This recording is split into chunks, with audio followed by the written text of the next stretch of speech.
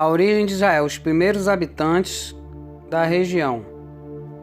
Cidades. Estima-se que Jericó, nesse tempo, fosse habitada por uma população de 2 a 3 mil pessoas.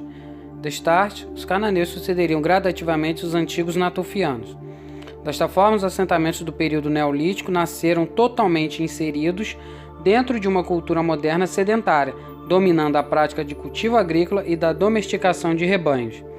O último assentamento do Levante, localizado na atual Jordânia, chamado Ain Gazal, de 7.000 antes da Era Comum, foi habitado por cerca de 3.000 pessoas, representando uma população tão grande como a de Jericó dessa mesma época, sendo ambos os assentamentos do período neolítico no Levante. Ou seja, começava aí o surgimento das primeiras cidades ali, naquela terra ali de Israel, no antigo Levante.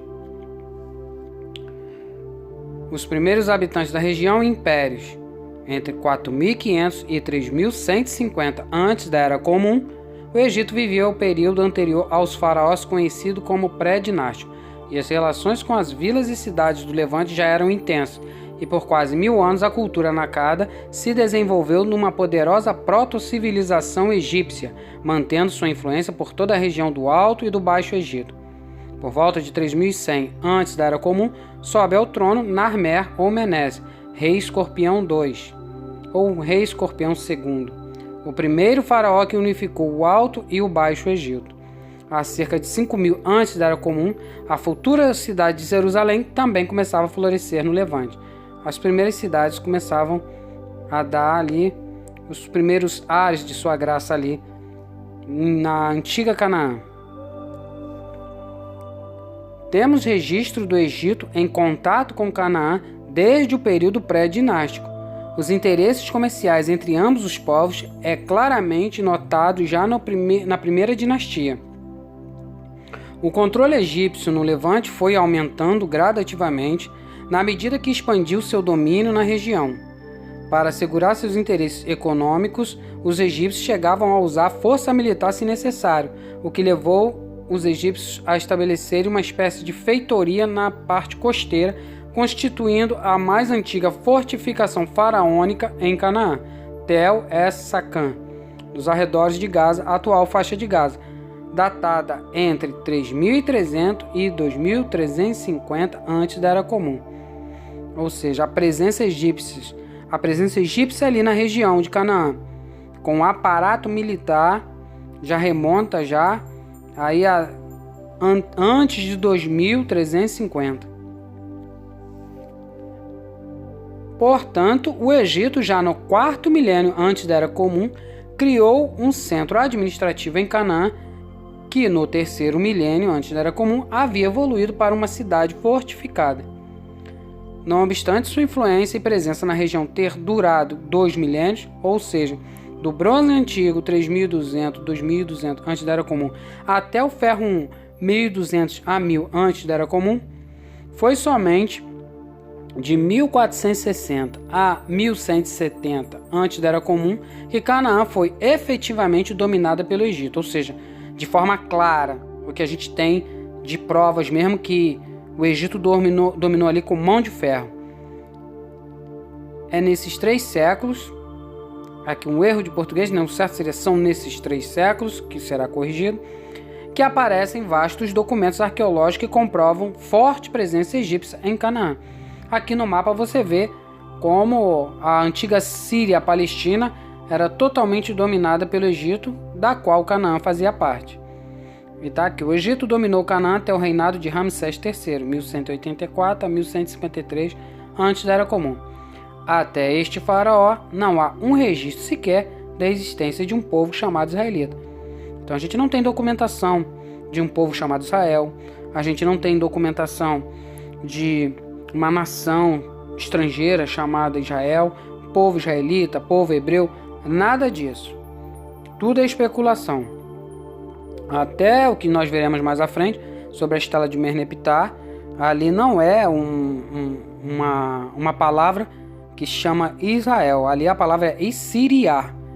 O camarada lá, o Flinders, né, Peter Flinders, né, ele achou que a palavra era Israel e a moda pegou. E até hoje a gente convive com este erro mas egiptólogos de peso desmentem isso, entendeu? Os caracteres egípcios ali não se traduz por um povo estrangeiro ou por um povo chamado Israel.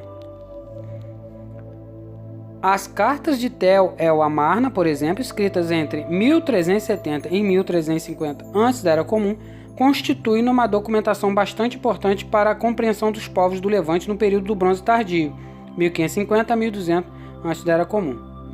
Essas quase 400 correspondências diplomáticas entre os faraós e os governantes das cidades-estados cananeias mostram como era a situação da Terra Prometida na época de Moisés e de Josué.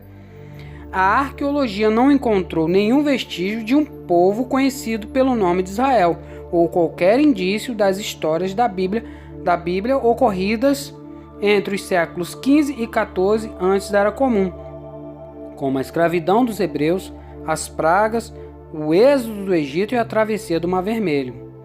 Nada disso, zero, não existe nada disso. Não tem nenhuma documentação sequer que fale sobre esses acontecimentos. É simplesmente uma questão de fé acreditar que isso um dia aconteceu.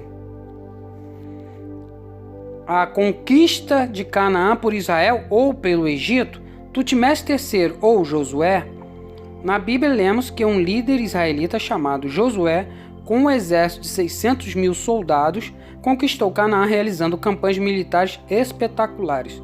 De acordo com a Bíblia, de 2 a 3 milhões de israelitas saíram do Egito libertados da escravidão em direção à Terra Prometida, região conhecida como Canaã. Êxodo 12:37, Números 11:21. Isto porque, segundo os 2 censos feitos logo após a saída, explicam que esse número era somente dos homens acima de 20 anos, com idade militar. Êxodo 12:41. O primeiro contabilizou um total de 603.550 soldados. Êxodo 38:26, Números 1:3 e 46.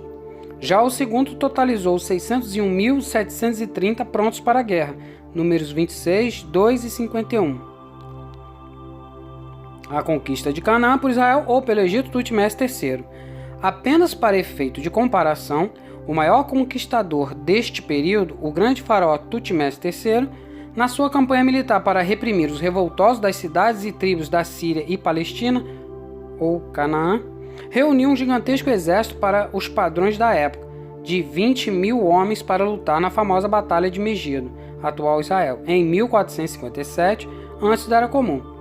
Os rebeldes, por outro lado, liderados pelo rei sírio Duruza de Kadesh e pelo príncipe de Megido, também conseguiram reunir mais de 7.500 homens, historicamente os maiores exércitos jamais vistos no Levante no período do Bronze Tardio. Essa guerra entre os insurgentes sírios cananeus é considerada pelos historiadores como a primeira registrada em detalhes. Olha que diferença, né? O que a história bem documentada diz e o que a Bíblia diz do relato religioso, né? 600 mil para 20 mil é bastante exagero. Parece que o escritor ali estava bem empolgado na hora que foi escrever essas histórias. E errou na dose, né? O problema da conquista de Canaã pelos israelitas é que nessa mesma época, isto é, o Bronze Tardio, 1550 a 1200 a.C., conforme escavações arqueológicas, a Terra Prometida foi definitivamente conquistada pelo Egito através do faraó Tutmés ou Tutmós III, 1479-1425 a.C., citado há pouco, e permaneceu sob seu controle direto e rígido até o tempo bíblico dos juízes, 1200-1100 a.C.